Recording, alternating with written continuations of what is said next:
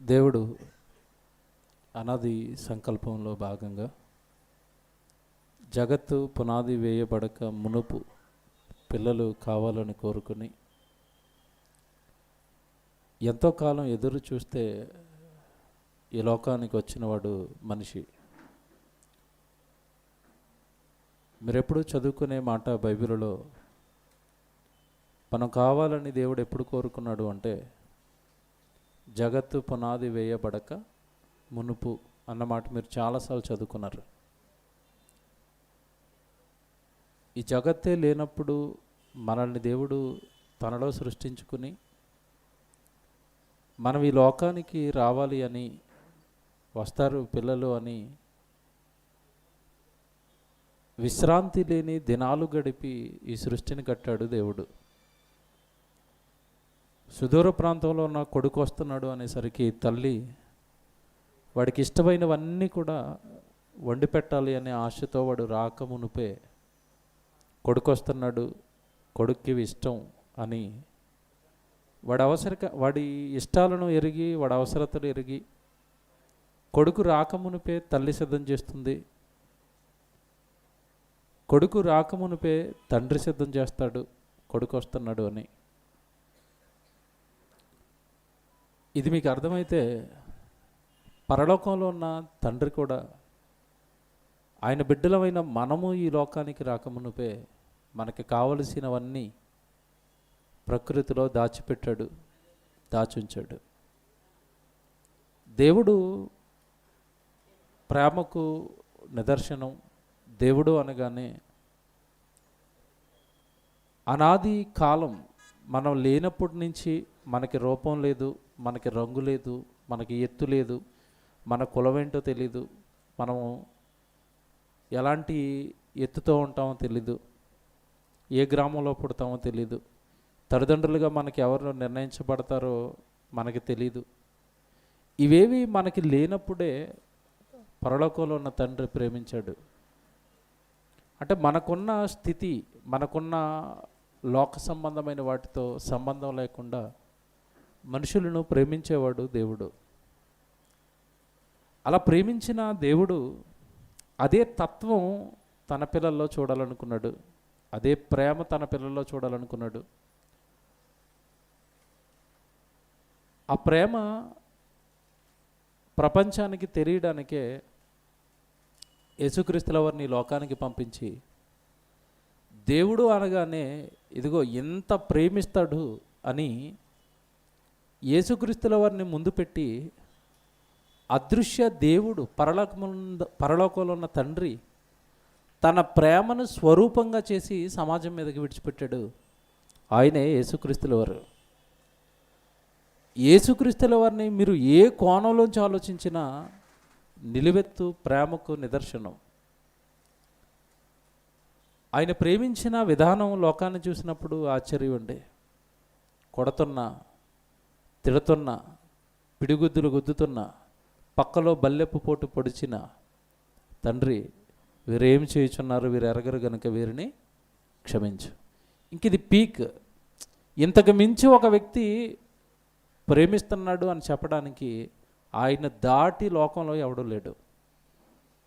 చంపుతున్న వాళ్ళని కూడా క్షమించి ప్రేమించగలిగే మనసు యేసుక్రీస్తుల వరకు ఉంది. ఈరోజు ప్రసంగం మీరు జాగ్రత్తగా వినాలి. అదే ప్రేమతో సంఘాన్ని కట్టాడు. అదే ప్రేమతో ఎక్కడెక్కడో పుట్టిన మనుషులనంతా ఒక కుటుంబంగా చేశాడు, సంఘంగా చేశాడు, ఒక చోట చేర్చాడు.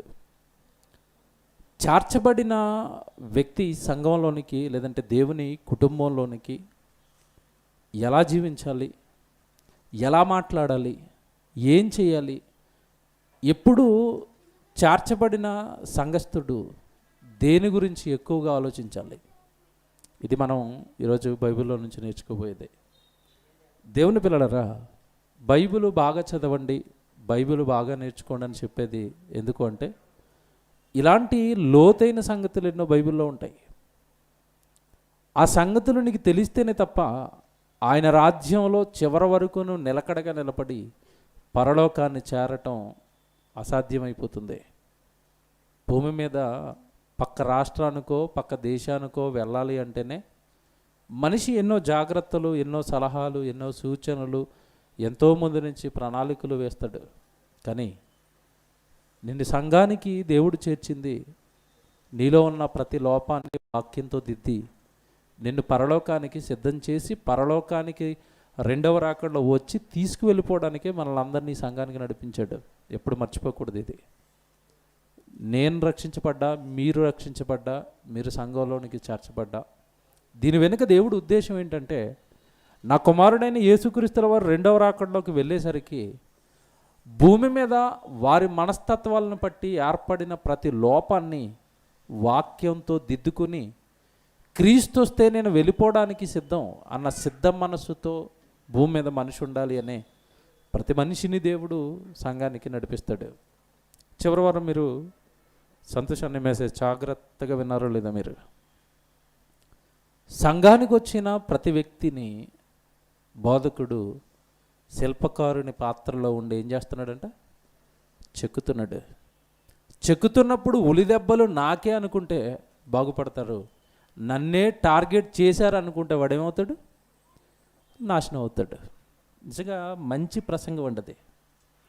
నాలో లోపాలు ఉంటాయి, వాక్యం మీకు చెప్తున్నప్పుడు ఆ వాక్యం నా లోపాన్ని నాకు బయట పెడుతుంది. అప్పుడు నాకు అర్థమైపోద్ది, ఆహా నా ఈ లోపం ఇది. అంటే చెబుతున్న నేను కూడా వింటున్నాను, చెబుతున్న మీరు కూడా వింటున్నారు, అందరము వింటున్నాం. దేనికోసం వింటున్నాం? నాలో వాక్యానికి భిన్నంగా ఏ లక్షణం ఉన్నా సరే ఈ క్షణం నుండి ఆ లక్షణాన్ని ఏం చేస్తాను? విడిచిపెడతాను. అందుకు కదా మన వాక్యం వినేది. ఎందుకు దేవుడు ఒక చోట ఇలా చేర్చి అందరిలో ఉన్న చిన్న చిన్న పొరపాట్లు, దేవుడికి నచ్చని లోపాలను సరిదిద్దుతున్నాడు అంటే స్వచ్ఛంగా భూమి మీద ఉండగానే దేవుడి యొక్క తత్వం నీలో ఏర్పడిపోయి, దైవత్వం ఏర్పడిపోయి, యేసుక్రీస్తుల వారు వస్తే నేను వెళ్ళిపోతాను తండ్రి దగ్గరికి అన్న మనసుకు వచ్చేయాలి. ఆ మనసుకు వచ్చినవాడు ఎమడగలుగుతాడు, ఆ మనసుకు వచ్చినవాడు దేవుడి కొరకు బ్రతకగలుగుతాడు. ఆ మనసుకు వచ్చినవాడు మాత్రమే ఎక్కువ కాలం దేవుడు పని చేయగలుగుతాడు. దేవుని పిల్లలారా, బైబిల్ ఒక మాట మీకు ముందుగా చూపిస్తాను. ఎఫెసీయులకు పత్రిక రాశాడు సంఘం, అనుజనులు వీళ్ళంతా సంఘంగా పౌలు గారు కష్టంతో ఏర్పరచబడ్డారు. వాళ్ళకి పత్రిక రాశాడు. 4వ అధ్యాయానికి రండి, జాగ్రత్తగా ఈ వచనాలు చూడాలి. 10వ వచనం నుంచి చూద్దాం. ఎఫెసీయులకు రాసిన పత్రిక 4వ అధ్యాయము ఏమండి 10వ వచనం 11వ వచనం అలా చూసుకుంటూ కిందకి వెళదాం.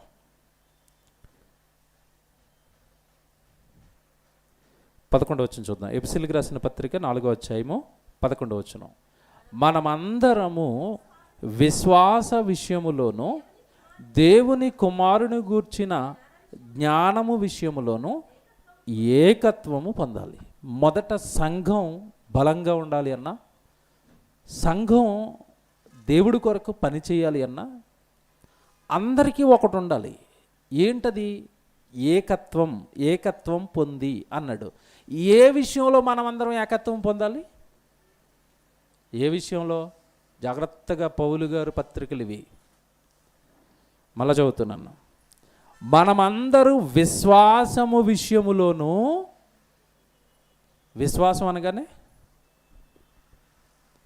నాకు కడుపు నొప్పి తగ్గిపోయిందండి అందుకే దేవుడు నమ్మాను. విశ్వాసం కాదు ఇది. విశ్వాసానికి బైబిల్ ఇచ్చిన డెఫినేషన్ హెబ్రీయులకు రాసిన పత్రిక 11వ అధ్యాయము 1వ వచనం ఏమన్నది? విశ్వాసం అనున్నది నిరీక్షింపబడు వాటి యొక్క నిజస్వరూపమును అదృశ్యమైనవి ఉన్నవి అనుటకు రుజువునై ఉన్నది అనుంది అక్కడ. విశ్వాసం అంటే ఏంటి?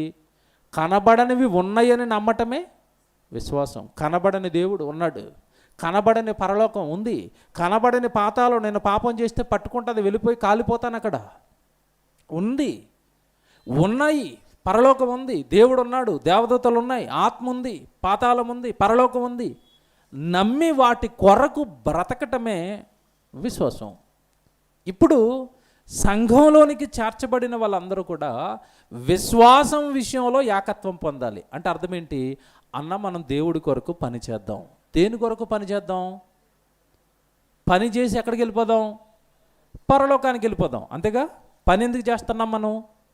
సంఘంగా మనం తీరని, లేదంటే మనం మోయలేని భారాలు మన భుజం మీద పెట్టుకుని కూడా సంఘాన్ని ముందుకు ఎందుకు తీసుకువెళ్తున్నాం? ఈ పని అంతా దేని కొరకు? దేని కొరకు? విశ్వాసం. పని చేస్తే దేవుడు ఏమిస్తాడు? పరలోకం ఇస్తాడు. అంతే తప్ప సంఘంలో ఉండే వేటి కొరకు మనం పని చేయకూడదు. సంఘంలో ఉండే అధికారాలు, సంఘంలో ఉండే పేరు కోసమో, సంఘ పెద్ద మెప్పు కోసమో, ఎవరో నన్ను పొగడాలనుకోవటం, వీటి కొరకు పని చేయకూడదు. ఎవరు దేనికోసం పని చేయాలి? విశ్వాసం విషయంలో ఏకత్వం. ఒకటే విశ్వాసం. పని చేద్దాం, పరలోకానికి వెళ్ళిపోదాం. ఇది నెంబర్ 1. జాగ్రత్తగా ఒక్కొక్కటి నేర్చుకోవాలి. సంఘం విశ్వాసం విషయంలో ఏకత్వం పొంది ఉండాలి. ఒకటే మనసు అందరిది. పని చేయాలి, పరలోకానికి వెళ్ళిపోవాలి. పని పరలోకం, పని పరలోకం. ఆ పనికి ఏదైనా నేను అడ్డుపడుతుంటే, ఆ పనికి ఏదైనా నేను ఆటంకంగా మారిపోతే నేను దిద్దుకుంటానండి. నా వల్ల పని పాడవుతుంది, తప్పిది. నా వల్ల జరగాలి, జరగకపోతే నా వల్ల అభ్యంతరాలు మాత్రం రాకూడదు. పనికి ఆటంకంగా నీలో నీ మాట ఆటంకమా, నీ ప్రవర్తన ఆటంకమా, నీ చూపు ఆటంకమా, నువ్వు చేసే పని ఆటంకమా, నువ్వు తీసుకునే నిర్ణయాలు ఆటంకమా, ప్రతి దానిని, పనికి ఆటంకంగా ఉన్న ప్రతి దాన్ని మనం ఏం చేయాలి? సరి చేసుకోవాలి. 1, మీరు విశ్వాసం విషయంలో ఏకత్వం పొందాలి. తర్వాత దేవుని కుమారుని గూర్చిన జ్ఞానము విషయంలోనూ కూడా మీరు ఏకత్వం. దేవుడి కుమారుడు అనగానే ఎవరు? యేసుక్రీస్తుల వారు. యేసుక్రీస్తుల వారికి సంబంధించిన జ్ఞానం విషయంలో మీరందరూ ఏకత్వం పొందాలి. అసలు దీన్ని ఊసే ఎవరి నోట కనపడదండి. యేసుక్రీస్తుల వారిని గురించిన జ్ఞానం విషయంలో మీరు ఏకత్వం పొందండి అంటే అర్థం ఏంటంటే, దేవుడు వాక్యం విషయంలో ఏకత్వం. ఆ రెఫరెన్స్ ఏంటి? ఆ పుస్తకం ఎవరు రాశారు? ఈ వాక్యం నాకు అర్థం కావటం లేదు. కయ్యూనికి భార్య ఎక్కడి నుంచి వచ్చిందో పాఠం నాకు రాలేదు. 3 లోకాల మర్మం నా పాఠం నాకు రాలేదు. ఎప్పుడు వాక్యం నాకు రావటం లేదు, దేవుడి జ్ఞానం నాకు రావటం లేదు, బైబిల్ సరిగా చదవలేకపోతున్నాను. కొన్ని సందర్భాలు నేను చదివాను కానీ అవి నాకు అర్థం కావటం లేదు. ఇంకా చదవాలి బైబిల్, ఇంకా నేర్చుకోవాలి వాక్యం. ఇవి ఉండవండి ఎవరి నోట. మనుషుల గురించి మాట్లాడుకోవటంలో ఉన్నంత ఇష్టం వాక్యం గురించి మాట్లాడుకోవడానికి లేదు. ఏకత్వం పొందాలి. ఎందులో నీకు ఏక మనసు రావాలి? సంఘానికి మొత్తానికి ఎందులో ఏకత్వం రావాలి అంటే, దేవుడు యేసుక్రీస్తుల వారిని గురించిన జ్ఞానము విషయంలో మీరేం చేయాలి? ఏకత్వం. వాక్యంలో ఏకత్వం. ఒక సబ్జెక్ట్ చెప్పబడింది అంటే, ఆదివారం విన్న సబ్జెక్ట్ అంతా నాకు వచ్చేసిందండి. నిద్రలోంచి లేపడిగిన ఆ సబ్జెక్ట్ మళ్ళా చెప్తాను, ఆ రెఫరెన్స్లు నేను మళ్ళా చెప్తాను.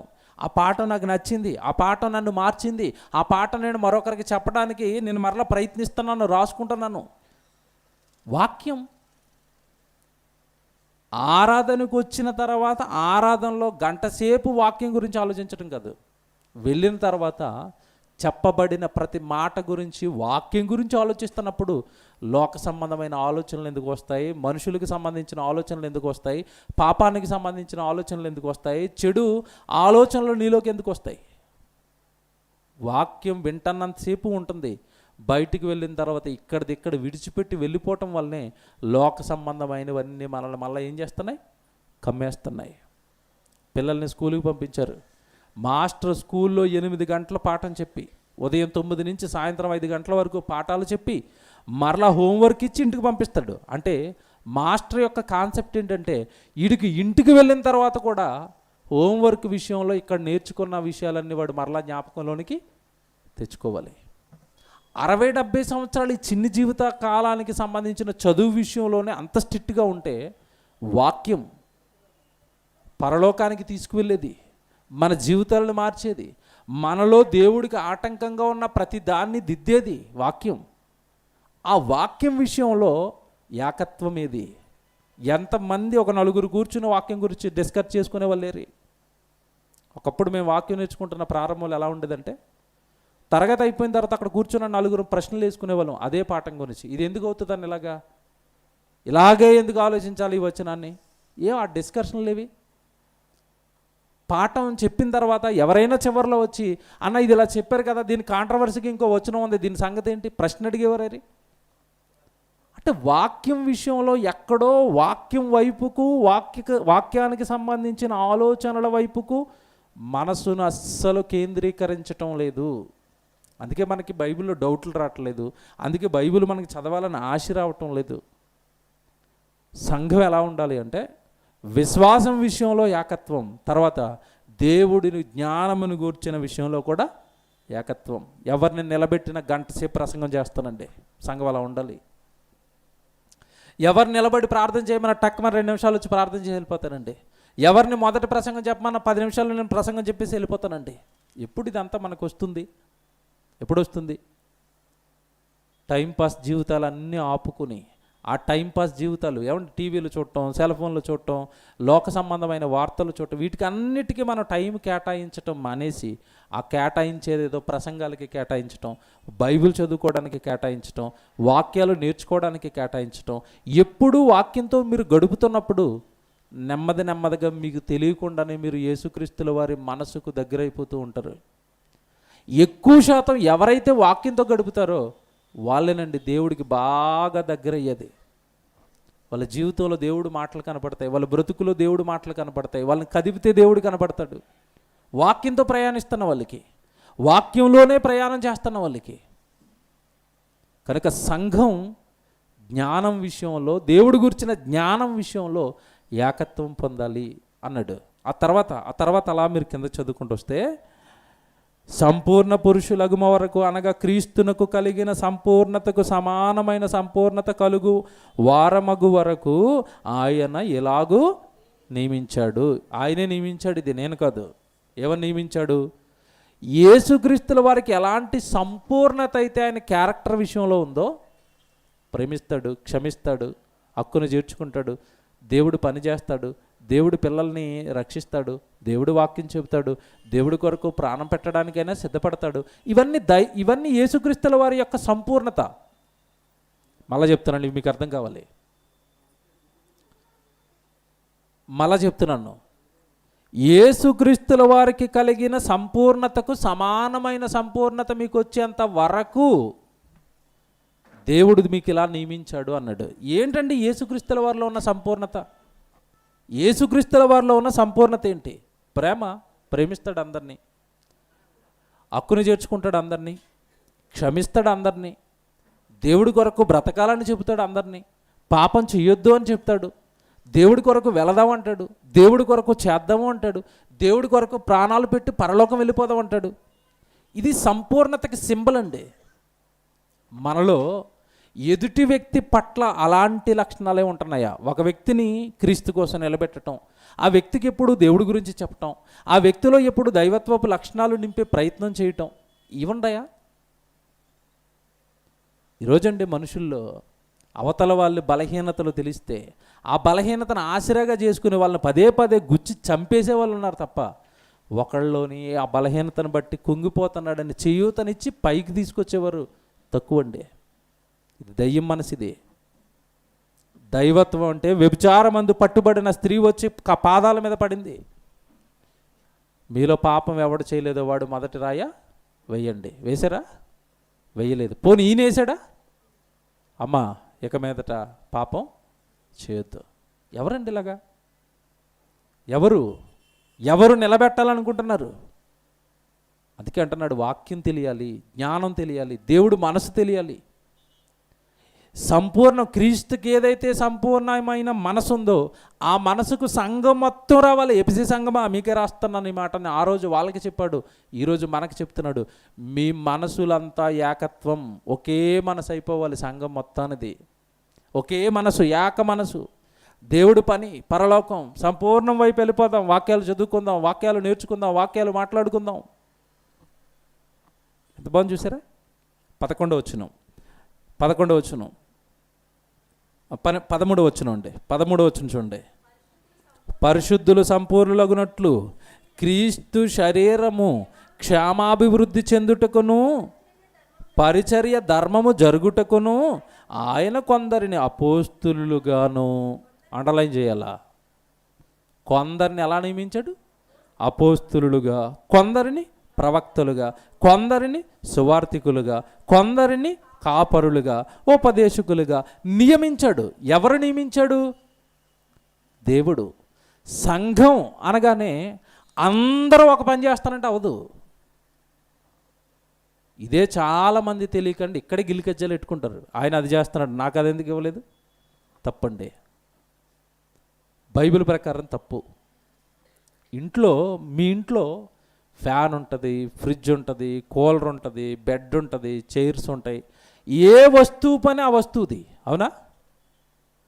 బెడ్ మీదే పడుకుంటున్నాడు ఎప్పుడు ఒక ఆయన వెళ్ళి, కుర్చీ అనుకుంటుంది, అబ్బా బెడ్ పని ఏం బాగుందో, ఎప్పుడు వెళ్ళి దాని మీద పడుకుంటున్నాడు, ఆ మీద తక్కువ కూర్చుంటున్నాడు, నేను బెడ్ని అయిపోతాను అనుకుంది అనుకోండి, కుర్చీ ఎలాగుంటుంది? ఇది మీకు అర్థం కావడానికి చెప్తున్నాను. ఇది ఫ్రిడ్జ్లో అన్ని చల్లట, ఏమంటే ఫ్రిడ్జ్ అనగానే చల్లగా ఉంటుంది, అస్తమాటు దాన్నే ముట్టుకుంటున్నారు, నా దగ్గరికి రావట్లేదు, నేను ఫ్రిడ్జ్ అయిపోతాను అన్నది అనుకోండి, ఫ్రిడ్జ్ పొయ్యి అయిపోతాను అన్నది అనుకోండి, ఎలాగుంటుంది ఇంట్లో? దేనికి ఇవ్వబడిన పని అది చేయాలి. సంఘానికి దేవుడిచ్చిన నియామకం ఇది.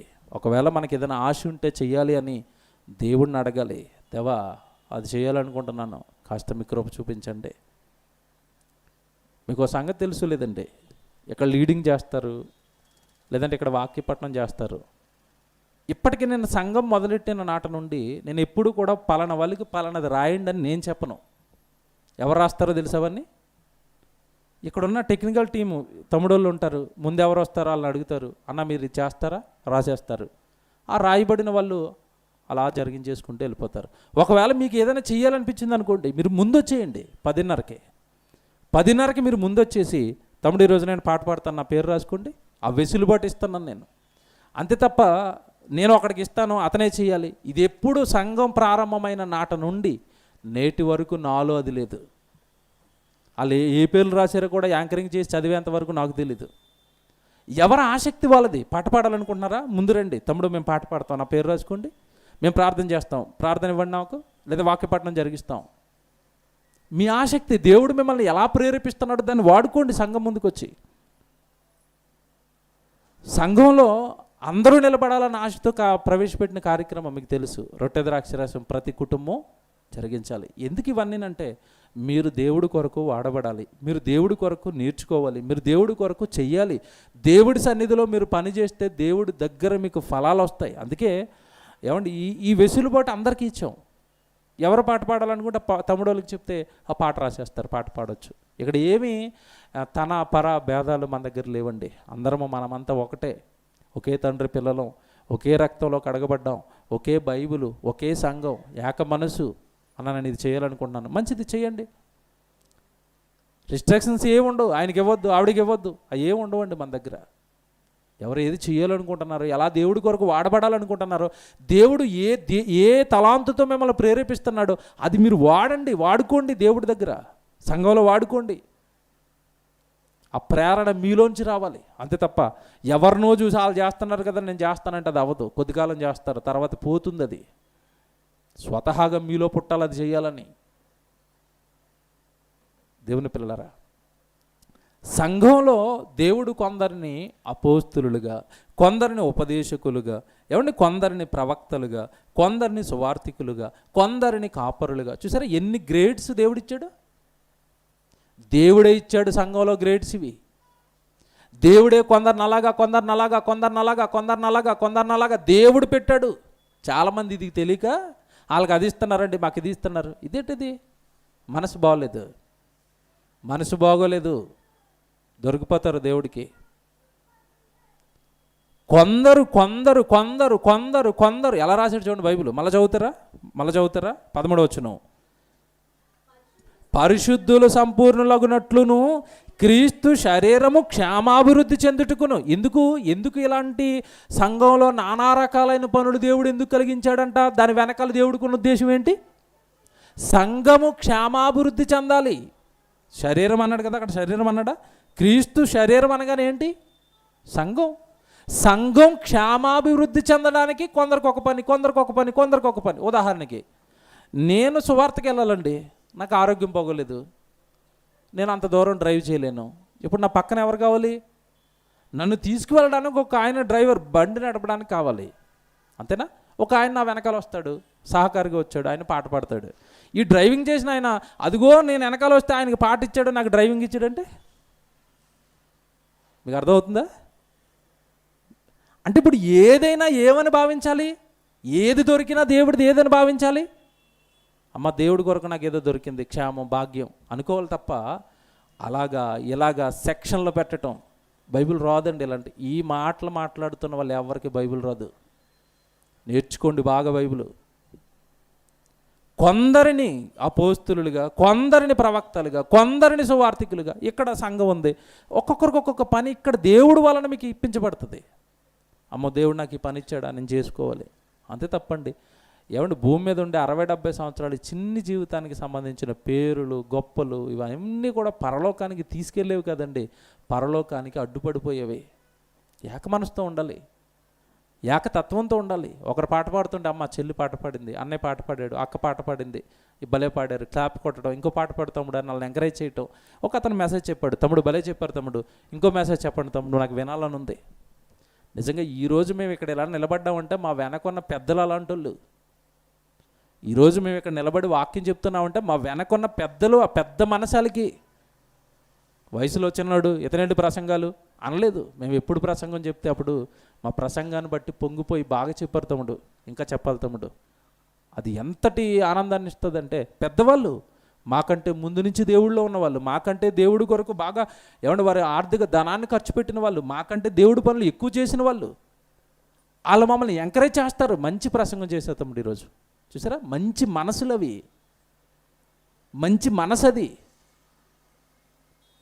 అంటే దేవుడిలో ఒక వ్యక్తి బాగుంటున్నాడు, ఎదుగుతున్నాడు అంటే బాగా చేశారు తమ్ముడు అని అతను ఎంకరేజ్ చేయటం దేవుడి కోసం చెప్తున్నారు. వాళ్ళకి దైవ మనసు వచ్చేసింది. వాళ్ళకి తమ్ముడు నిలబడి బాగా చెప్తే ఒకడు మారుతాడు, ఒకడు మారితే దేవుడు ఆనందంగా ఉంటాడు. దైవ మనసు అది. ఒక ఆవిడ పాట బాగా పాడింది, బాగా పాట పాడితే ఈవిడ పాట పాడితే ఒకడు మారుతాడు, బాగా పాడండి అమ్మ, ఇంకా పాడండి, ఉంటారా? ఎక్కడో ఏముంది ఇంకా క్రీస్తులోనికి వచ్చిన తర్వాత కూడా అంటే లోక సంబంధమైనవే మనసుల నిండా గూడు కట్టుకొని ఉన్నాయి. క్రీస్తు ఎదుట అవన్నీ గీతలుగా కనబడిపోతాయి. దేవుడికి స్వచ్ఛమైన మనసు దేవుడి దగ్గర కావలసిందే. 13వ వచనం అయింది. ఇప్పుడు ఇదంతా మీరు జరిగిస్తున్నది, మనమంతా ఇలా శరీరాలుగా క్రీస్తుకు అతకబడి అవయవాలుగా చేర్చబడి ఇవన్నీ మనం జరిగిస్తున్నది మన ఇంటి కొరకో, మా కొరకో, మీ కొరకో కాదు. మనమంతా పనిచేస్తున్నది దేని కొరకు?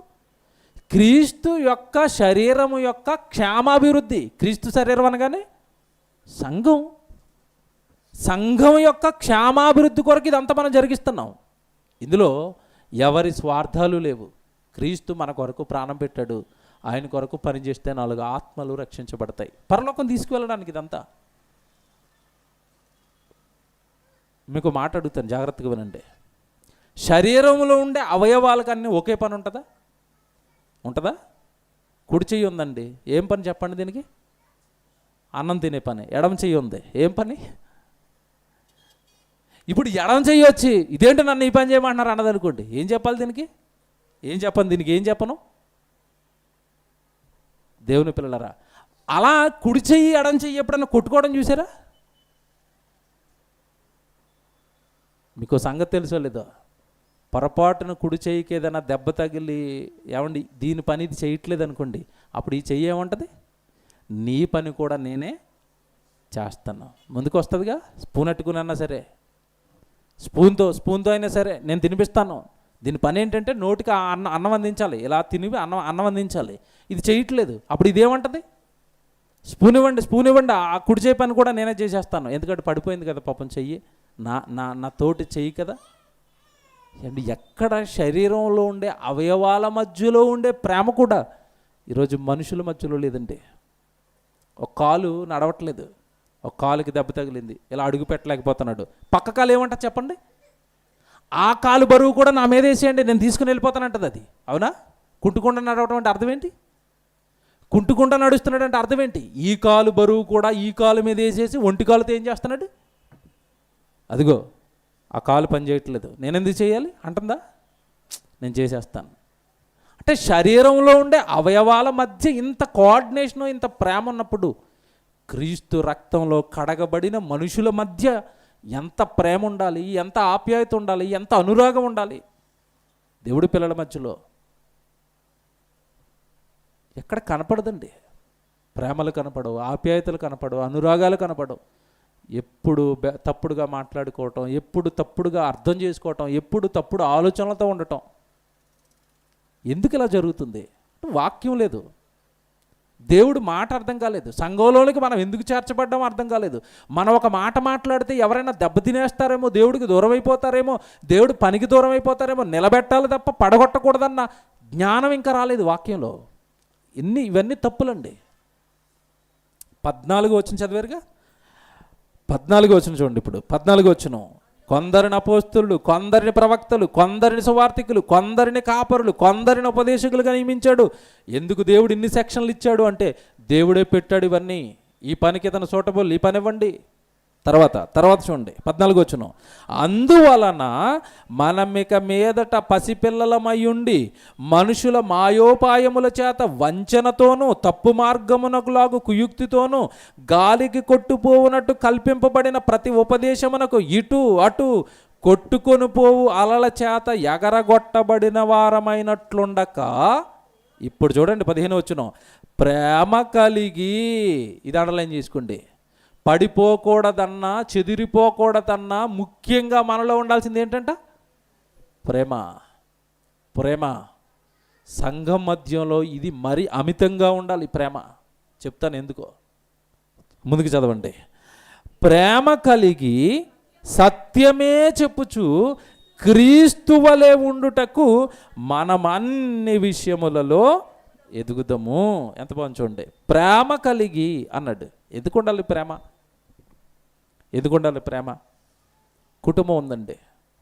అన్న, తమ్ముడు, అక్క, చెల్లి, అమ్మ, నాన్న. ఈ కుటుంబం మధ్యలో ఏముంటుంది చెప్పండి?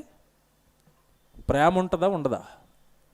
అక్క ఒక మాట తిట్టింది కుటుంబంలో, చెల్లి ఏం చేస్తుంది? పడుతుంది. చెల్లి ఒక మాట తిట్టింది, అక్క ఏం చేస్తుంది? పడుతుంది. తమ్ముడు ఒక మాట అన్నాడు అన్నని, అన్న ఏం చేస్తాడు? పడతాడు. ఇంట్లో గద్దించుకున్నా, ఇంట్లో తిట్టుకున్నా, బయటికి వెళ్ళేసరికి, అరే మీ తమ్ముడిని ఎవడో కొట్టాడంటరా, భలే కొట్టాడు అంటాడు అన్నయ్య. ఏమంటాడు? మా తమ్ముడిని కొడతాడా, ఎవడరాడు, పదండి అంటే ఏముంది అక్కడ? ప్రేమ. దేనిని బట్టి ఉందో మీరు చెప్పాలి. దేనిని బట్టి వచ్చింది ఆ ప్రేమ? రక్తబంధాన్ని బట్టి. అంతేనా? బాగా ఆలోచించాలి. ఎందుకు వచ్చింది ఆ ప్రేమ? రక్తబంధాన్ని బట్టి. ఇప్పుడు సంఘంలో ఉంటున్న మనకి ఒక బంధం ఉంది. ఏ బంధం చెప్పండి? ఆత్మబంధం. ఇప్పుడు రక్తబంధం గొప్పదా, ఆత్మబంధం గొప్పదా? రక్తబంధం తెగిపోతుంది, ఆత్మబంధం పరలోకంలో నిత్యము ఉండిపోతుంది. ఎవరు వస్తారు నీతో పరలోకానికి అంటే, మీ అక్కో, మీ తమ్ముడో, మీ చెల్లో, మీ బావో కాదు. ఎవరు వస్తారు నీతో పాటు? నీవలే క్రీస్తుని నమ్మి, నీవలే క్రీస్తు కొరకు బ్రతుకుతున్న వారు మాత్రం నీతో పాటు వస్తారు. ఎవరు సొంత వారు? ఏది సొంత ఊరు? విన్నారుగా పాఠం. ఎవరు సొంత వాళ్ళు? సంఘంలో ఉన్న నీతో పాటు పక్కన కూర్చుని బైబిల్ చదువుతున్నవాడు, నువ్వు క్రీస్తు కొరకు పని చేస్తున్నప్పుడు నీతో పాటు వచ్చి పని చేస్తున్నవాడు, వాక్యం నేర్చుకుంటున్నవాడు, సభలకు వస్తున్నవాడు, సెమినార్లకు వస్తున్నవాడు, వాడు నీవారు, నీ సొంత వారు, నీతో పాటు పరలోకంలో ఉండేవారు. ఇది ఆత్మబంధం, దేవుడు కలిపిన బంధం. కనుక ఈ ఆత్మబంధం స్ట్రాంగ్గా ఉండాలి అంటే ఇక్కడ ఒక మాట చెప్పేశాడు, ప్రేమ కలిగి సత్యము చెప్పుచు అన్నాడు. ప్రేమ ఉందా? ప్రేమ ఉంటే ఒక మాట అన్నా, తమ్ముడు అన్నప్పుడు, అన్న అన్నప్పుడు, అక్క అన్నప్పుడు ఎలా పడారు? రక్తబంధం మీద ఉన్న ప్రేమతో మావాడే కదా అని ఎలా తలదించుకున్నారు, ఆత్మబంధంలో కూడా అలాగే తలదించుకుందామంటే, తలదించుకోవాలి. బైబిల్ ప్రకారం ఒక సహోదరుడిని ఏళ్ళ తప్పుదం చేశాడు. ఏం చేయమన్నాడు? మొత్తం ఒక 20 మందిని పిలుచుకురా, వాట్సాప్ నెంబర్లు తీసుకో, వాడు చెప్పిన రికార్డింగ్ చేసి వాట్సాప్లో వదిలే అన్నాడా? ఏం చేయమన్నాడు? ఒక సహోదరుడిని ఎడల తప్పుదం చేస్తే, పేతురు గారు స్టాండర్డ్ ఎక్కడికి ఉందంటే అప్పటికి, ప్రభా 7 మార్లు నేను ఓకే అంటే, పేతురు గారి స్టాండర్డ్ ఏంటంటే, ఒకటోసారి క్షమిస్తాను, రెండోసారి క్షమిస్తాను, మూడోసారి క్షమించాను, 4 క్షమించాను, 5 క్షమించాను, 6 క్షమించాను, 7 క్షమించాను, సరిపోద్దా అన్నాడు. అసలు నిజంగా యేసుక్రీస్తుల వారు అమ్మో ఏంటి పేతురు గారు 7 సార్లు క్షమిస్తావు నువ్వు బలా పేతురు అన్నాడా? సరిపోదన్నాడు. సరిపోతుందన్నాడా? సరిపోదు. మరి ఎంత కాలం క్షమించాలి ప్రభువా? ఒక అంకి చెప్తున్నాను, జాగ్రత్తగా రాసుకోన్నాడు. ఏంటంక? 70 ఏండ్ల మారుల మట్టుకు. అంటే అర్థం ఏంటి? వీడు బతికేది ఎంతకాలం? 60-70. అంటే అక్కడ అంకి చెప్పకుండా వయసు చెప్పాడు. 70 ఏండ్ల మారులు మట్టుకు అంటే అర్థం ఏంటి? నువ్వు బ్రతికినంతకాలం వాడు వేస్తూనే ఉంటాడు, నువ్వు క్షమిస్తూనే ఉండాలా. అయిపోయిందిగా, నోరు మూసుకోండి. ఆడు వేస్తాడు, నువ్వు క్షమించంతే. ఆప్షన్ లేదు. ఇంకా నేను తిరగబడతాను, నేను చెబుతాను, నేను వేస్తాను, నిన్నేసేస్తాడు. Rule is rule. రూల్ వేసానంతే, నేను క్షమించమనంతే, క్షమించాలి. ఇంకా ఆప్షన్స్ లేవండి. వాక్యానికి ఆప్షన్స్ లేవు. 70 ఏండ్ల మారుల మట్టుకు వాడిని క్షమిస్తూనే ఉండాలి. క్షమించటం అంటే ఏంటి? వాడి దగ్గరికి వచ్చిన తర్వాత, అన్న నేను తప్పు చేశానన్నా, తప్పు చేసావు తమ్ముడు, పోర్లే ఇవాళని క్షమించాను పో అనేసి ఆడు వెళ్ళిపోయిన తర్వాత నలుగురికి చెప్పటమా? క్షమించటం అంటే మదిలో కూడా అతని మీద కోపం లేకుండా ఉండటం, మనస్సులో కలలో కూడా ఆ వ్యక్తి పట్ల ద్వేషభావం కానీ విరోధభావం కానీ లేకపోవటమే ఒక వ్యక్తిని సంపూర్ణంగా క్షమించటం అండి. బైబిల్లో దేవుడు ఎంత బాగా చెప్తాడంటే, యెహెజ్కేలు గ్రంథం, దేవుడు ఒక వ్యక్తిని క్షమిస్తే, ఒక వ్యక్తిని మన్నిస్తే దేవుడు ఎలాగుంటాడో 18వ అధ్యాయానికి రండి ఒకసారి. యెహెజ్కేలు గ్రంథం ఏమండి 18వ అధ్యాయము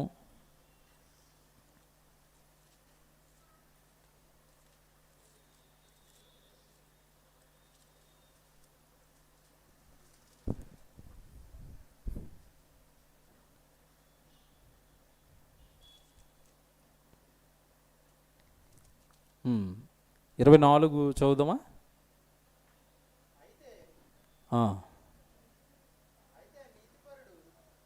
ఇంకొంచెం ముందు నుంచి చదవండి.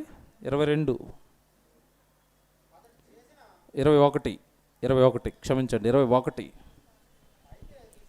అయితే దుష్టుడు తాను చేసిన పాపములన్నిటినీ విడిచి నా కట్టడలను అనుసరించి నీతిని అనుసరించి న్యాయము జరిగించిన ఎడల అతడు మరణము నొందడు, అవశ్యముగా అతడు బ్రతుకును. అతడు చేసిన అపరాధములలో అండర్లైన్ చేసుకోండి, అతడు చేసిన అపరాధములలో ఒకటియు జ్ఞాపకములోనికి రాదు. దేవుడి స్టేట్మెంట్ ఇది. దేవుడు మనల్ని క్షమించాడు, మన అపరాధాన్ని క్షమించాడు, మన పాపాన్ని క్షమించాడు. దేవుడు అపరాధాన్ని పాపాన్ని క్షమించిన తర్వాత ఏమి జ్ఞాపకం రాదంట? ఎన్ని జ్ఞాపకం రావు అన్నాడు అక్కడ? అంకి చెప్పాలి నాకు. ఎన్ని జ్ఞాపకం రావు అన్నాడు? ఒకటి జ్ఞాపకం రాదన్నాడు. మనం ఎన్ని చేసి ఉంటాం? రోజుకు ఒక 10 వేసుకుందామండి దేవుడి ఏడల అపరాధాలు. నెలకెన్ని?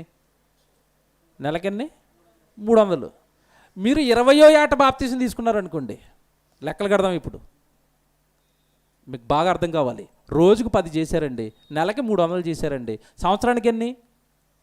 12 3లు 36. అంటే 300, 3600, 3600 ఎప్పటికి?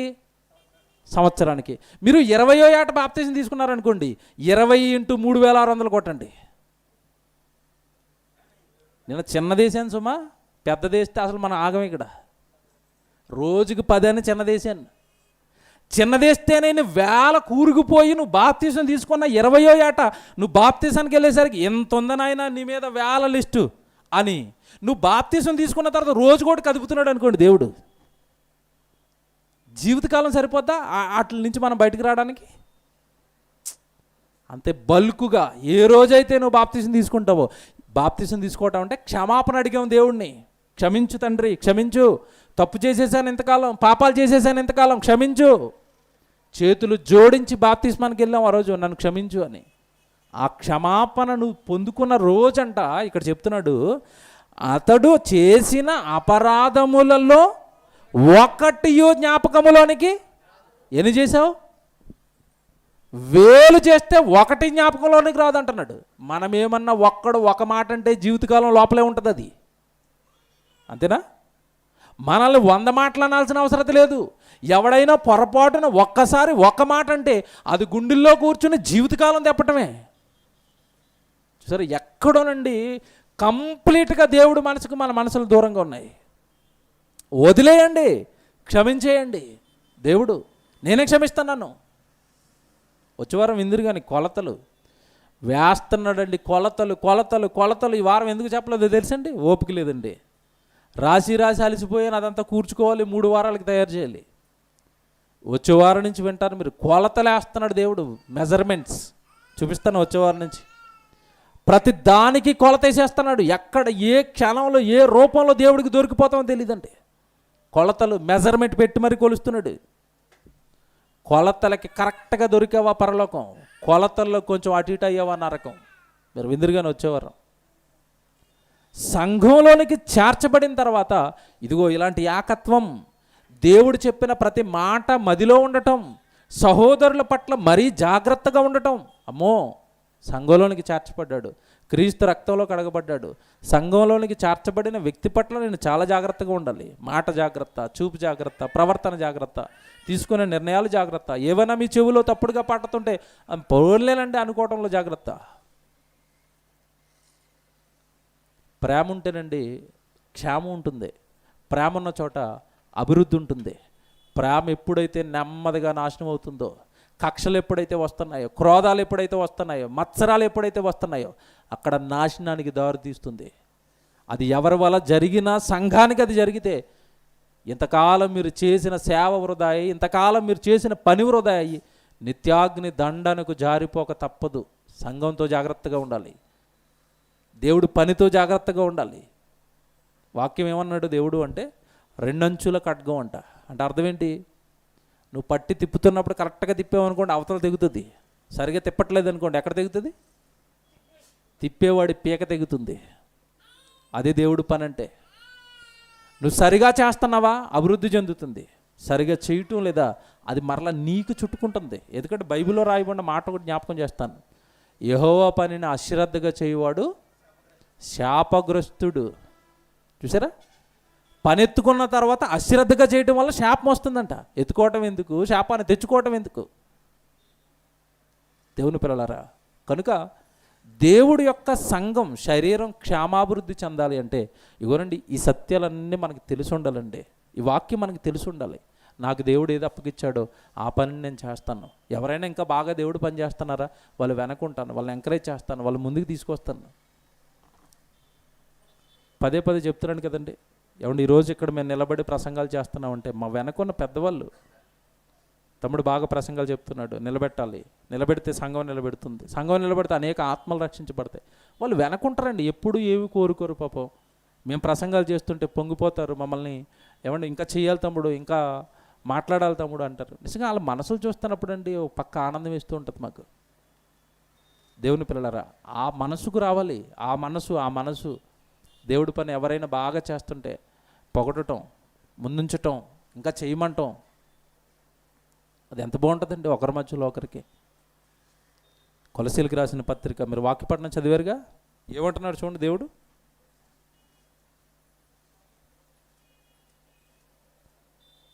కొలసీలకు రాసిన పత్రిక 3వ అధ్యాయము 22వ వచనం చూడండి. కొలసీలకు రాసిన పత్రిక 3వ అధ్యాయము 22వ వచనం అండి. దాసులారా, మనుషులను సంతోషపెట్టువారైనట్లు కంటికి కనబడవలెనని కాక, చూసారండి ఆ పదాలు చూడండి ఎలా వాడుతున్నాడు. మనుష్యులను సంతోషపెట్టువారైనట్లుగా కాక, మనుష్యులను సంతోషపెట్టువారైనట్లు కంటికి కనబడవలెనని కాక. పదాలు పట్టుకోండి జాగ్రత్తగా. దాసులారా, మనుష్యులను సంతోషపెట్టువారైనట్లు కంటికి కనబడవలెనని కాక, ప్రభువునకు భయపడుచు శుద్ధాంతరంగరణము గలవారై శరీరమును బట్టి మీ యజమానులైన వారికి అన్ని విషయములలో విధేయత. మీ యజమానుల పట్ల విధేయత. అంత బాగా చెప్పాడు చూడండి. ఎవరు యజమానుడు? 4వ అధ్యాయంలోనే ఇదే 4వ అధ్యాయం 1వ వచనం చూడండి కింద. ఎవరు యజమానుడు? 4వ అధ్యాయం 1వ వచనం. యజమానులారా, పరలోకములో మీకును యజమానుడు ఉన్నాడని ఎరిగి. అంటే ఇప్పుడు అందరికీ యజమానుడు ఎవరు? ఇప్పుడు పరలోకంలో ఉన్న దేవుడు. ఆ దేవునికి మీరు విధేయులు కండి, ఆ దేవునికి మీరు లోబడేవారు కండి, ఆ దేవుడిని సంతోషపెట్టేవారు అవ్వండి, మనుషులను సంతోషపెట్టేవారు కావద్దు. అసలు మనుషులను సంతోషపెట్టామనుకోండి, ఏమన్నాడు తెలుసా బైబిల్లో? శ్రమ. మనుషులు మిమ్మల్ని పొగిడితే మీకేమొస్తుంది? శ్రమ. అదే దేవుడు పొగిడితే పరలోకం. అంటే ఇప్పుడు మెప్పు మనకి ఎవరి వలన కలగాలి అంటే దేవుడి వలన మెప్పు కలగాలి, దేవుడి వలన మనకి ఫలాలు రావాలి. దేవుడి వలన ప్రతిదీ కూడా దేవుడి వలన. దేవుడికి నచ్చుతుందా నేను చేసేది? పాడే పాట దేవుడికి నచ్చుతుందా? చేసే ప్రసంగం దేవుడికి నచ్చుతుందా? నేను చేసే పని దేవుడికి నచ్చుతుందా? దేవుడిని ముందు పెట్టుకోండి, వెళ్ళిపోండి. దేవుణ్ణి ముందు పెట్టుకోండి, వెళ్ళిపోండి. దేవుణ్ణి ముందు పెట్టుకోండి, వెళ్ళిపోండి. మనుషులు మాట్లాడతారు, జరిగిపోతారు, వస్తారు, ఉండరు, కానీ దేవుడు ఎల్లప్పుడూ ఉంటాడు. దేవుడు ఎప్పుడూ నీతో పాటు వస్తాడు. మనుషులను సంతోషపెట్టువారుగా మీరు అస్సలు ఉండొద్దు అని చివరిలో అంటున్నాడు. అన్ని విషయములలో మీ యజమానుడైన వారికి మీరు ఏం చేయాలంట? విధేయులవ్వండి, లోబడండి. సంఘం అనగానే ఒక చోట 100 మనసులు కూర్చోబడ్డాయి. సంఘంలో 4 మనసులే 4 రకాలుగా ఉంటాయి. మీకు ఒక ఉదాహరణ చెప్తాను. ఇంట్లో మటన్ కూర వండారనుకోండి, ఇద్దరు పిల్లలు ఉన్నప్పుడు కొడుకు మటన్ కూర తింటాడు, కూతురు తినదు. అప్పుడు ఏం చేస్తాడు తండ్రి? ఏం చేస్తాడు చెప్పండి? పిల్లవాళ్ళ మనస్సును ఎరిగిన తల్లి తండ్రి ఏం చేస్తారంటే, వీడికి మటన్ కూర నచ్చటం లేదు కనుక ఇంకో కూర తెస్తారు, అడిగి సపరేట్గా తెస్తారా? మటన్ తిన్న వాళ్ళకి ఏం తెస్తారు? ఆ రోజు చికెన్ తెస్తున్నాడు. ఇంట్లో 2 మనసులు ఉంటేనే ఆ 2 మనసులు కలవట్లేదు. అక్కడ కలుతున్నాయా? నానా చికెన్ అంటది ఆవిడకి చికెన్ ఇష్టం. కొడుకు ఏమంటాడు? వద్దు బాబోయ్, వద్దు ఆ చికెన్, నాకు మటన్ కావాలంటాడు. ఏం చేస్తారు అప్పుడు? మీరు ఏం చేస్తారు? 2 మనసులు, విరోధమైన మనసులు, ఒకరికి నచ్చుతుంది, ఒకరికి ఇంకొకటి నచ్చుతుంది. అప్పుడు ఏం చేస్తారు? వీడికి కావాల్సింది తెస్తారు మటన్, వీడికి కావాల్సిన చికెన్ కూడా తెస్తారు. అంటే ఇంట్లో 2 మనసులు ఉంటేనే కలవనప్పుడు సంఘంగా మనం ఎంతమంది ఉంటాం? ఇక్కడ 100 మనసులు ఉన్నాయి. 100 మనసులు ఒకటవ్వాలి అంటే ఒకటే రూటు. ఈ 100 మనసులు వాక్యం దగ్గర పెట్టుకుని వాక్యం ఏది చెబుతుంటే అది చెయ్యాలా? అప్పుడు 100 మనసులు ఒకేలాగా. నా ఇష్టం అండి అంటే అవ్వదు. ఎవరిష్టం నడవాలి అక్కడ? వాక్యం ఏం చెప్పింది అలాగే వెళ్ళిపోదామండి. అప్పుడు ఈ 100 మనసులు ఏమవుతాయి? ఏకత్వం. అందుకే ప్రారంభంలో చదివించాను ఎపిసి పత్రికలు ఏమని? దేవుని జ్ఞానమును గూర్చిన విషయంలో మీరు ఏమవ్వాలి? ఏకత్వం. అప్పుడు మీ మనసులన్నీ ఒకేలా ఉంటాయి. సూపర్ సీక్రెట్ చెప్తున్నానండి ఈరోజు. నా మాట కదన్నా, మీ మాట కదన్నా, వాక్యం ఏం చెప్పిందో చూద్దాం, దాని ప్రకారం వెళ్ళిపోదాం. అక్కడ ఏమేర్పడుతుంది? ఏకత్వం. పిల్లలు చూడండి, నాకు అది కావాలి, అది కొట్టుకున్నారనుకోండి వాళ్ళిద్దరు. ఇంక ఈవిడ ఏం చేస్తుందంటే, తల్లి రే నీ మాట కాదు, నా మాట కాదు, డాడీకి చెప్తాను, డాడీ ఏదంటే అదే ఫైనల్ అంటారా అనరా చెప్పండి. మా ఇంట్లో ఏదైనా జరుగుతుందంటే చివరికి నా దగ్గరికి వస్తుంది. ఇలా చూడు, ఇది అంటున్నారు, అది అంటున్నారు, లే నేను ఒక కమాండ్ ఇస్తాను అంతే, ఇది తినాల్సిందే అన్నాను అనుకోండి. 2 ఏమైపోతాయి అక్కడ? హై కమాండ్ నుంచి వచ్చింది, ఇంకా ఖచ్చితంగా చేయాల్సిందే. డాడీ చెప్పాడు రా, అయిపోయింది, ఇంకా ఆడు చప్పగా అయిపోతాడు. ఇప్పుడు మనకెవరు చెప్పాలి? సంఘానికి మన డాడీ చెప్తాడు, తండ్రి. వాక్యం అంటే చాలామందికి అర్థం కాదండి. తండ్రి మనతో మాట్లాడటం, అరే మీరు చెయ్యండి రా అని తండ్రి మనకి వేస్తున్న ఆజ్ఞ వాక్యం అంటే. నేను మర్చిపోయాను అపరాధాలన్నీ, మీరు కూడా ఏం చేయాలి? మర్చిపోవాలి. నేను ప్రేమిస్తాను అందరినీ, మీరు కూడా ఏం చేయాలి? ప్రేమించాలి. ఇలా దేవుడి వాక్యాన్ని బట్టి సంఘంలోనికి చేర్చబడిన వాళ్ళందరూ ఏమైపోవాలి? విభిన్న మనస్తత్వాలు, విభిన్న ప్రాంతాలు, విభిన్న ఆలోచనలతో ఉన్న మనమంతా కూడా భిన్నాన్ని పక్కకు తీసి వాక్యాన్ని బట్టి అందరం ఏమైపోవాలి? ఏకమవ్వాలి. ఇదండి ఏకత్వం రావడానికి అసలు సూత్రం. ఇకపోతే మన మన అలవాట్లు వేరు, మన కుటుంబాలు వేరు, మన పెరిగిన వాతావరణం వేరు, మన మనస్తత్వాలు వేరు కనుక ఒకరికి చిన్న చిన్నవి ఉంటాయని కూడా బైబిల్లోనే దేవుడు రాశాడు. ఓ మాట చూపిస్తాను మీకు. ప్రారంభపు సంఘం అండి అది. అప్పుడే ఏర్పడింది అపోస్తలులు కట్టిన సంఘం. అక్కడ ఏం జరుగుతుందో ఒక సందర్భం చూపిస్తాను. 6వ అధ్యాయానికి రండి. అపోస్తలుల కార్యాలు 6వ అధ్యాయము 1వ వచనం. ఏమంటే జాగ్రత్తగా చూద్దాం. అపోస్తలుల కార్యాలు 6వ అధ్యాయము 1వ వచనం చూడండి. ఆ దినములలో శిష్యుల సంఖ్య విస్తరించినప్పుడు ఏం జరుగుతుందంటే, ఆ దినములలో శిష్యుల సంఖ్య ఏమవుతుంది? విస్తరిస్తుంది. అంటే పెద్దదవుతుంది. సంఖ్య పెద్దదైంది అనుకోండి, ఆలోచనలు పెద్దవవుతాయి, సలహాలు పెద్దవవుతాయి, సూచనలు పెద్దవవుతాయి. పెద్దవైన వెంటనే అక్కడ ఏం స్టార్ట్ అవుతుంది? నలుగురు ఉన్నారనుకోండి, ఏం ఉండదు. 10 మంది ఉంటే ఏదో ఒకటి, ఆయన ఒకటి అంటాడు, ఈయన ఒకటి అంటాడు, ఈయన ఒకటి అంటాడు, అదంట ఇదంట అంటలే. ఇంక అన్నీ ఆడ అన్నాడో లేదో తెలియదు. మళ్ళీ అన్నాడంట, వేసాడంట, తీసాడంట, అన్నీ అంటలే. ఈడెండు అంట, అంతే, నేను వేసేస్తాను. ఇక ఏ మనసులోనండి ఇంకా ఎక్కడున్నారో అనిపిస్తుందండి నాకు. అంతే, వస్తే చాలు. అన్నాడంట అంటే మన శరీరం ఏమైనా చిల్లడిపోయిందా? ఓ మాట అన్నాడు నిన్ను, శరీరం చిల్లడిపోయిందా? రక్తమో బడబడ కారిపోతుందా? ఏమన్నా మాట అంటున్న ప్రతిసారి ఒళ్ళుకి తోటాలు పడిపోయి రక్తం కారిపోతుంది అనుకోండి, అప్పుడు ఏమైనా రియాక్ట్ అయితే బాగుంటుంది. అన్నాడో లేదో తెలీదు, ఎవడో ఎందుకు అన్నాడో తెలీదు, వీడికి ఏం పుట్టిందో తెలీదు. సాతాను గలిబిలి చేస్తాడు. సహోదరుల మధ్య లేనిపోను పుట్టించి అన్నాడంట, చేశాడంట, ఉన్నాడంట, అన్నీ అంటలే ఉంటాయి. దాని మీద మీకు వివరణ ఉండదు, లోపల ఉడికిపోతూ ఉంటుంది. వద్దండి, ప్రేమతో ఉండండి. అన్నాడా? పోలి తమ్ముడు అన్నాడు, అన్నయ్య అన్నాడు, అక్క అన్నది, చెల్లి అన్నది, ఎంత బాగుంటుందండి అది. ఇక్కడ మీరు జాగ్రత్తగా చదవండి వచనం. ఆ దినములలో శిష్యుల సంఖ్య విస్తరించినప్పుడు అనుదిన పరిచర్యల్లో తమలోని విధవరాండ్రను చిన్నచూపు చూచిరని హెబ్రీయుల మీద గ్రీకు భాష మాట్లాడు యూదులు ఏం చేస్తున్నారు? స్టార్ట్ అయినాయి. ఏం స్టార్ట్ అయినాయి? సనుగుళ్ళు స్టార్ట్ అయ్యాయి. మళ్ళీ చెప్తున్నాను, ఏం స్టార్ట్ అయ్యాయి? సనుగుళ్ళు. ఎందుకు చెప్పండి? అక్కడ ఎందుకు అనుకున్నారు చెప్పండి? 2 భాషలు మాట్లాడుకునే వాళ్ళండి వాళ్ళు. ఒకటి హెబ్రీ భాష, ఇంకోటి ఏంటి? గ్రీకు భాష. ఈ హెబ్రీ భాష మాట్లాడుకునే వాళ్ళను పరిచర్య జరిగిస్తున్నప్పుడు, పని జరిగిస్తున్నప్పుడు, ఇదిగో మా విధవరంటారను ఆలోచన చూపు చూస్తున్నారు. మీకు ఇది అర్థం కావాలంటే ఒక ఉదాహరణ చెప్తాను. ఇప్పుడు పెళ్లి భోజనాలు జరుగుతున్నాయి. పెళ్లి కూతురోళ్ళు, పెళ్లి కొడుకోళ్ళు. ఎలాగుంటుంది అక్కడ సీను? పెళ్లి కొడుకు తరపు మాకు 2 కాజాలు వేయంటే వేయాలంతే. కాజా కానీ ఇరిగిపోయిన కాజా వేసాడు అనుకోండి, అంతే, వీళ్ళు వేస్తాడు. ఇక ఏమని? పెళ్లి కడుపు తరపున ఎక్కడో దూరం నుంచి పెద్ద బంధువు నేను వస్తే నాకు విరిగిపోయిన కాజా వేస్తారా? లేచింది గొడవ.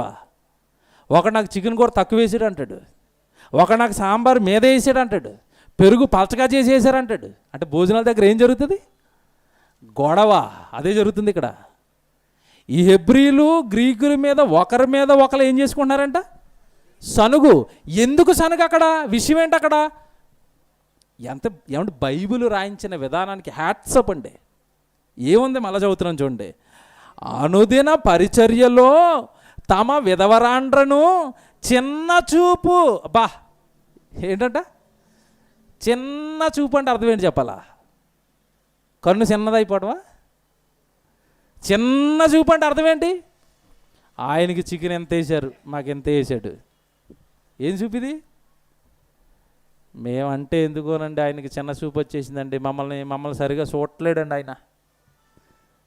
ఒకరి మీదకి ఒకరికి చిన్న చూపు విషయంలో ఏం చేస్తున్నారు? సనిగుళ్ళు.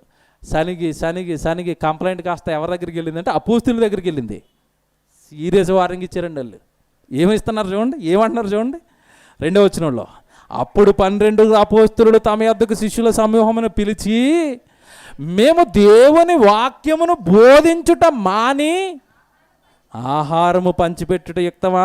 మీరు మిమ్మల్ని కొట్టుకుని ఆహారం కోసం చికెన్ తక్కువ సాంబార్ తక్కువ అంటే నేను వచ్చి వడ్డించాలా? మేము అపోస్తలులు అంటున్నారండి, మా పనేంటి? వాక్యము పంచిపెట్టుట మాని ఆహారం పంచిపెట్టమంటారా? వాక్యం చెప్పడం మానేసి గిలిగజ్జాలు తీరుతో కూర్చోమంటారా?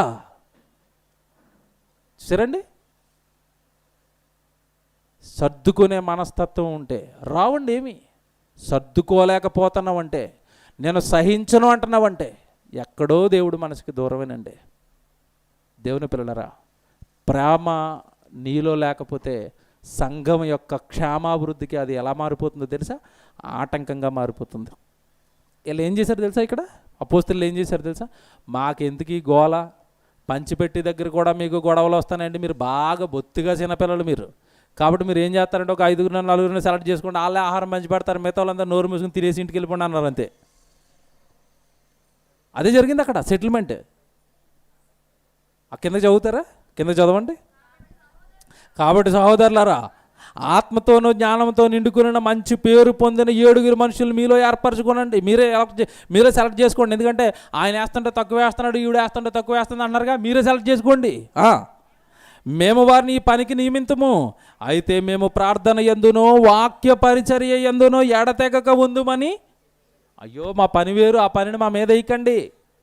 వాక్యం చెప్పే పని మాది. దేవుని పిల్లలరా, సంఘం అనగానే విభిన్న మనస్తత్వాలు. ఇక్కడ గ్రీకులు హెబ్రీలు ఉన్నారు కనుక ఒకరి మీద ఒకరికి ఏమొచ్చిందంట?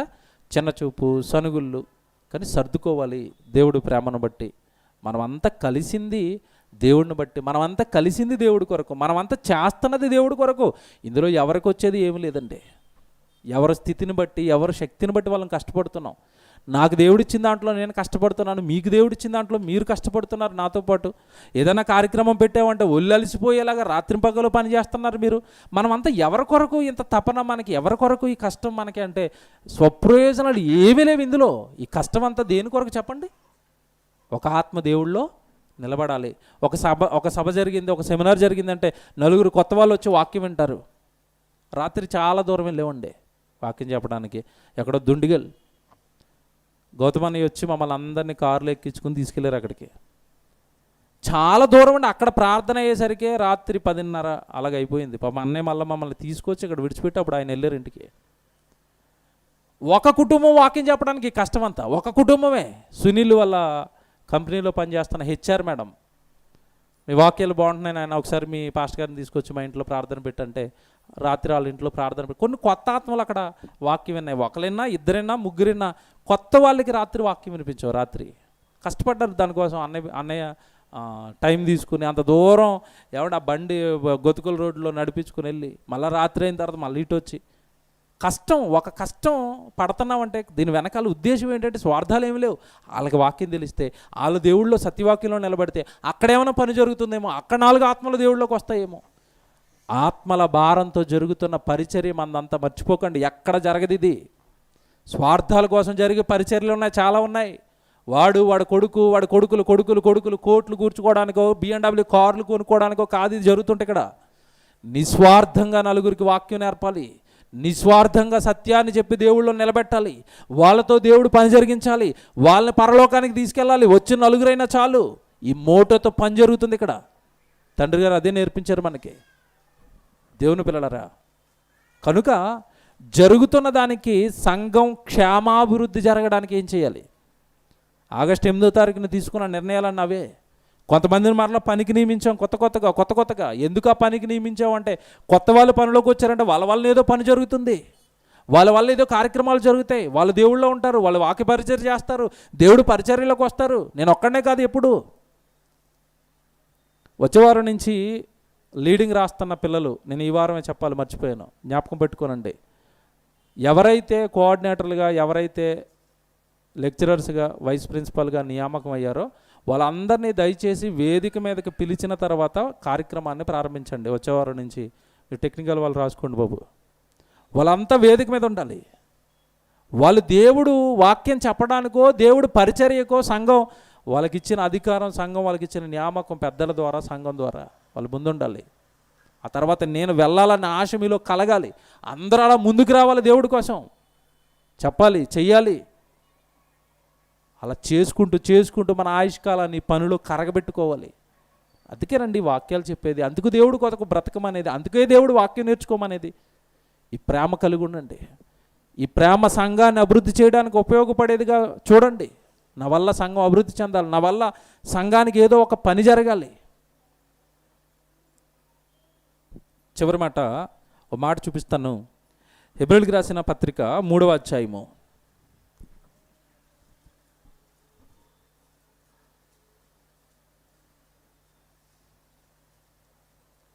17వ వచనం చూడండి. హెబ్రీయులకు రాసిన పత్రిక 13వ అధ్యాయము 17వ వచనం. ఎవరి మీద ఆయన 40 ఏండ్లు కోపగించెను? పాపము చేసిన వారి మీదనే కదా. హెబ్రీ పత్రిక 13వ అధ్యాయము 17వ వచనం చదవాలి. అదండి, హెబ్రీయులకు రాసిన పత్రిక 13వ అధ్యాయము 17వ వచనం.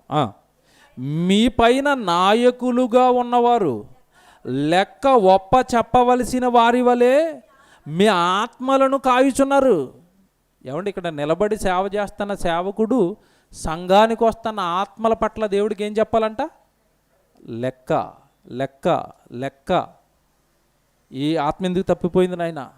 గొర్రెలు కాపరు ఉంటాడు, గొర్రెలు కాస్తాడు. యజమానుడు ఏమడుగుతాడు సాయంత్రానికి ఇంటికి వచ్చేసరికి? మందంతా వచ్చిందా, ఏదైనా తప్పిపోయిందా?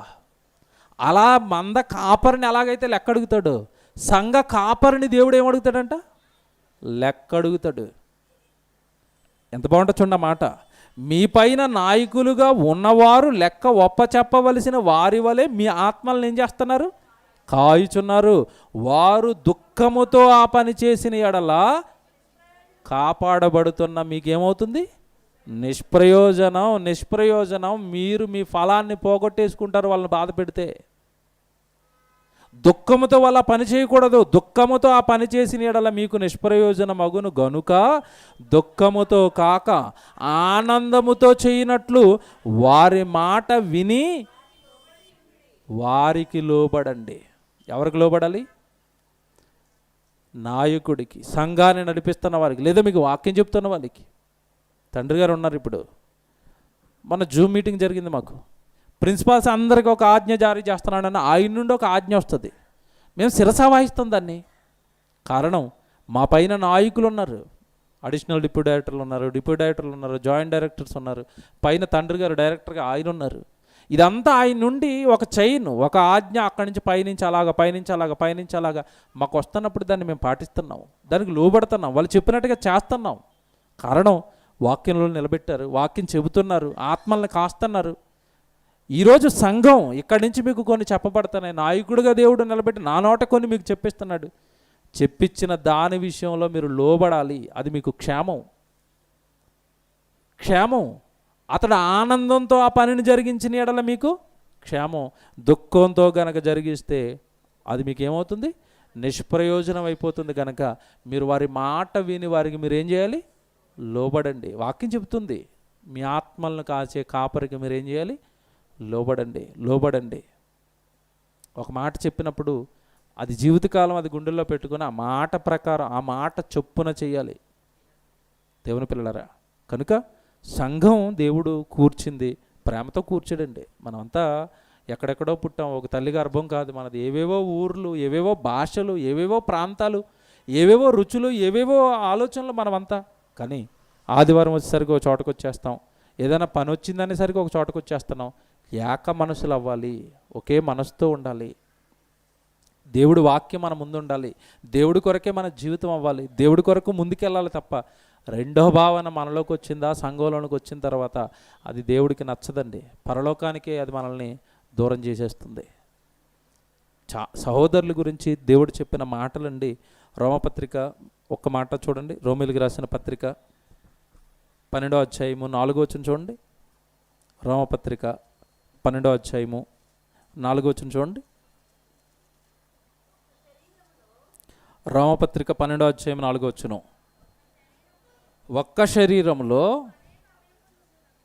అనేక అవయవములు ఉండినను ఈ అవయవములన్నిటికీ ఒక్కటే పని ఎలాగూ ఉండదో అలాగే అనేకులమైన మనము క్రీస్తులో ఒక్క శరీరముగా ఉండి ఒకని కొరకు ఒకరు ప్రత్యేకముగా అవయవములము, ఒకని కొరకు ఒకరు ప్రత్యేకముగా అవయవములము. ఒకని కొరకు ఒకరు ఏంటంట?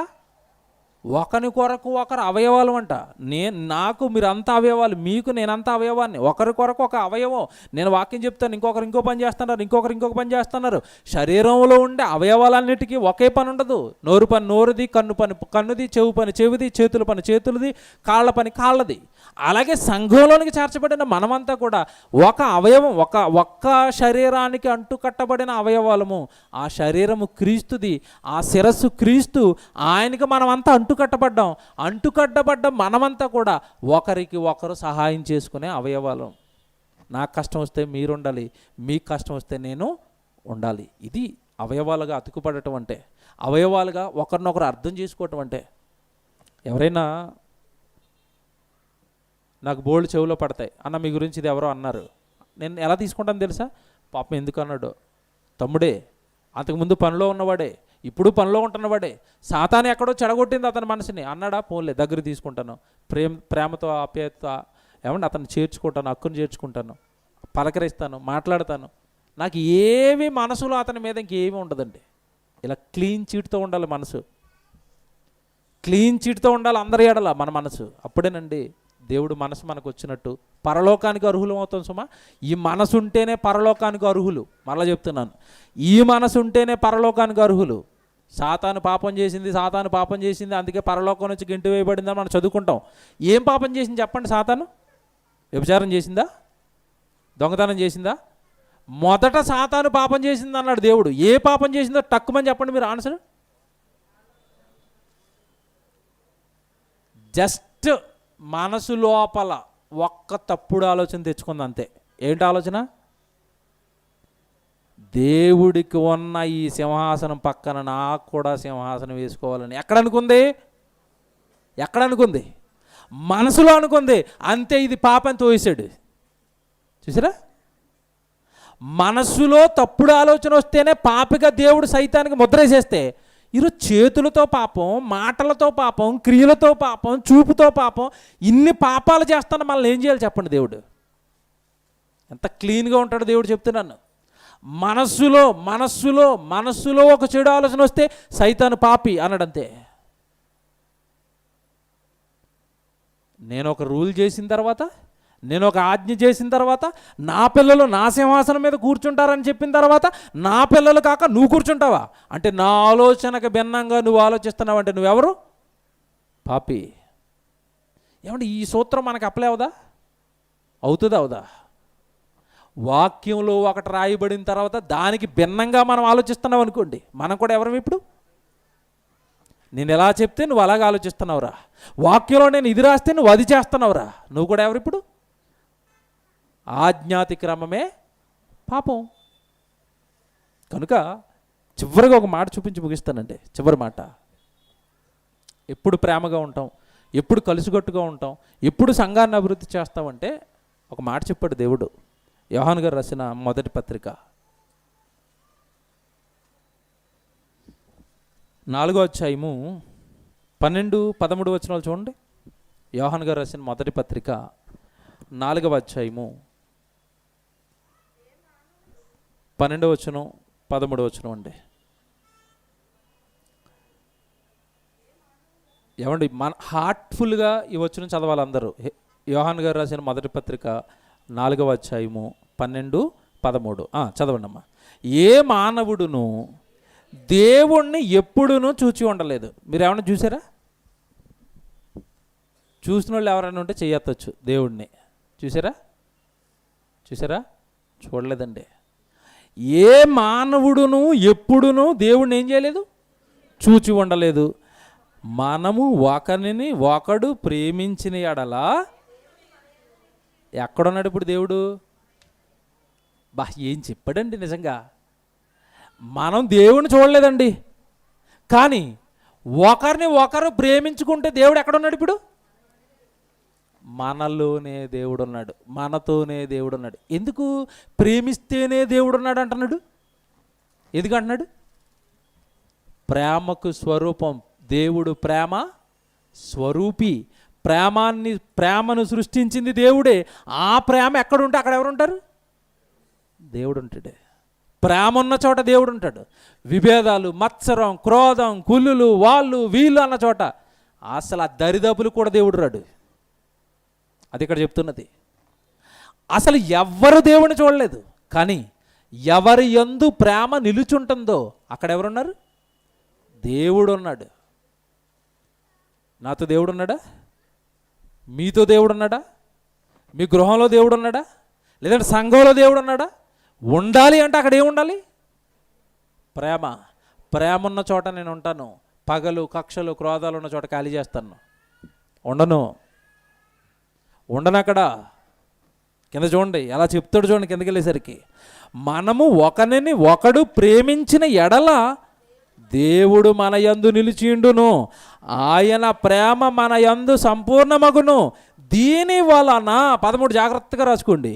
దీని వలన మనము ఆయన యందు నిలిచి ఉన్నామనియు ఆయనే మన యందు ఉన్నాడనియు ఎప్పుడు తెలుసుకుంటాం? ఏమండి, ఈయనలో దేవుడు ఉన్నాడండి. ఎప్పుడు వేయాలి తెలుసా? ఈ వాక్యం ప్రకారం, ఈ రెఫరెన్స్ ప్రకారం ఈయనలో దేవుడు ఉన్నాడని ముద్ర ఎప్పుడు వేయాలి చెప్పండి? నువ్వు ఏమన్నా సరే అన్న అంటున్నాడు అనుకోండి, ఎవరున్నారు లోపల? దేవుడు ఉన్నాడు. నువ్వేమైనా సరే తమ్ముడు అని చేతులు చాచుకుని వస్తున్నాడు అనుకోండి, ఎవరున్నాడు లోపల? సింపుల్ సూత్రం అండి. మొహం పక్కకెట్టుకుని అలా వెళ్ళిపోతున్నారు అనుకోండి, ఎవరున్నారు లోపల? ఎవరున్నారు? దెయ్యం కూర్చుని విలయతాండవం చేస్తుంది. దెయ్యం కూర్చుంది. దేవుడు ఉంటే లోపల నుంచి ఏమొస్తుంది తెలుసా? ప్రేమ. సింపుల్ చెప్పాడండి. దేవుడు దేవుడు దేవుడు దేవుడు దేవుడు దేవుడు, దెయ్యం దెయ్యం దెయ్యం. ఎలా చెప్పాలి? ఎవరి యందు ప్రేమ నిలిచియుండునో, ఎవరిలో ప్రేమ నిలుస్తుందో వాళ్ళలో ఎవరున్నారు? దేవుడు. అది నాకైనా అప్లికేబుల్, నాకు కూడా వచనం. నేనెవరినైనా ముఖం పక్కకి తిప్పుకొని ఇవ్వంటే నాకు ఇష్టం లేదని పక్క నుంచి పోతున్నాను అనుకోండి, నాలో కూడా ఎవరు లేరు? అప్లికేబుల్ వాక్యం అందరికీ, నాతో సహా. తల దించాలి ప్రతి ఒక్కరు వాక్యానికి. నేను ఇలాగే ఉంటాను, ఈ వాక్యానికి భిన్నం, పోతారు నరకానికి, చేసేదేం లేదు. మళ్ళా చదువుతానండి 13వ వచనం, మళ్ళా చదువుతున్నాను. దీని వలన మనము ఆయన యందు నిలిచి ఉన్నామనియు ఆయన మన యందు నిలిచి ఉన్నాడనియు తెలుసుకొనుచున్నాము. ఎలయనగా ఆయన మనకు తన ఆత్మలో పాలిచ్చాడు. పరిశుద్ధాత్మ దేవుడు నీలో ఉంటే ఆయనలో ఉన్న ప్రేమ నీలో ఉంటుంది.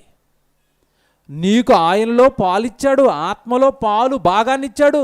మరి నీకు ఆయన నీలో ఉంటే ఆయనకు పొంగుకొచ్చినట్టుగా ప్రేమ పొంగుకు రావాలిగా.